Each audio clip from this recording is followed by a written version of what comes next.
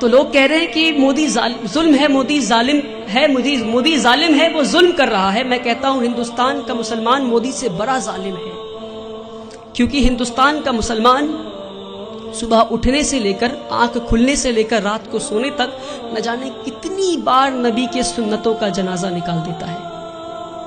ہمارے نبی اپنے صحاباؤں کے ساتھ ایک بار گزر رہے تھے راستے سے، راستے میں انہیں ایک پتھر دکھا، نبی وہ پتھر کو پکڑتے ہیں اور راستے کے کنارے میں پھینک دیتے ہیں اور کہتے ہیں اپنے صحاباؤں سے کہ اگر تمہیں راستے میں کوئی رکاوٹ دکھے تو تم اسے ہٹا دو تاکہ تمہارے بعد جو آئے اسے پریشانی نہ ہو۔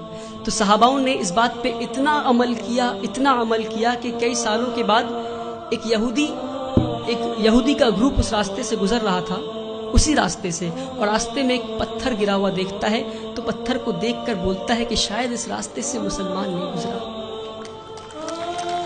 میرے بھائیوں، وہ تھا ان کا ایمان۔ اور ہم آج کہیں بھی بم پھٹتا ہے تو بولتے ہیں شاید مسلمانی ہوگا، کہیں بھی گولیاں چلتی ہے تو کہتا ہے مسلمانی ہوگا۔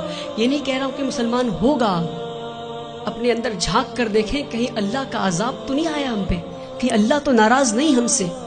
میں بھٹکل کے لوگوں سے نہیں بول رہا، پر بھٹکل کے لوگوں کے ذریعے میں ہندوستان تک یہ بات پہنچانا چاہ رہا ہوں، ہندوستان کے مسلمانوں تک یہ بات پہنچانا چاہ رہا ہوں۔ ایک بار ہمارے نبی صلی اللہ علیہ وسلم راستے سے گزر رہے تھے، ایک بوڑھی عورت کو دیکھتے ہیں، وہ اپنے سامان کو لے کر کھڑی تھی، تو مزدور کا انتظار کر رہی تھی وہ۔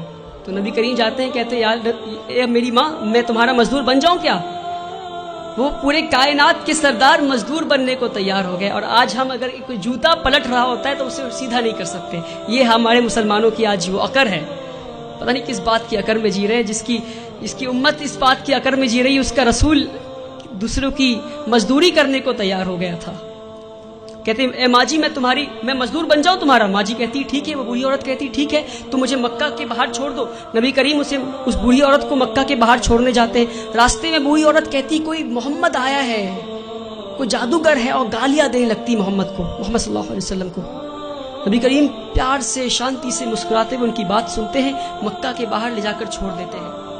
اور جب واپس ہو رہے ہوتے ہیں تو بوڑھی عورت پوچھتی ہے ارے بیٹا تو نے میری مزدوری کی ہے، مزدوری تو لے جا۔ کہتے نہیں رہنے دو ماں۔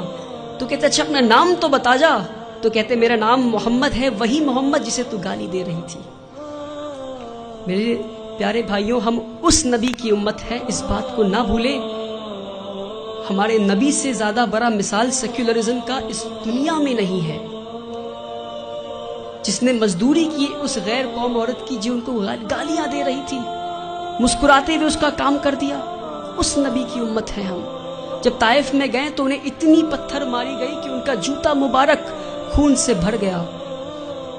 تو جبرائیل امین نیچے آتے ہیں اور کہتے ہیں کہ اے نبی آپ کہیے تو ہم طائف ایک ویلی میں تھا، تو دو پہاڑ کے بیچ میں طائف والے لوگوں کو ہم کچل دیں گے۔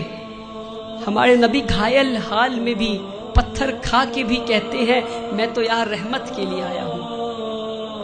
میرے بھائیوں، ہم اس نبی کی امت ہے، اس بات کو ہم نہ بھولیں۔ جس دن مسلمان اپنے نبی کی سنتوں کا جنازہ نکالنا بند کر دے گا، اس دن ہماری تقدیر بدل جائے گی انشاءاللہ۔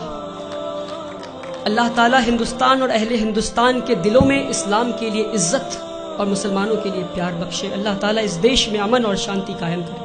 وآخر الدعوانا والحمدللہ۔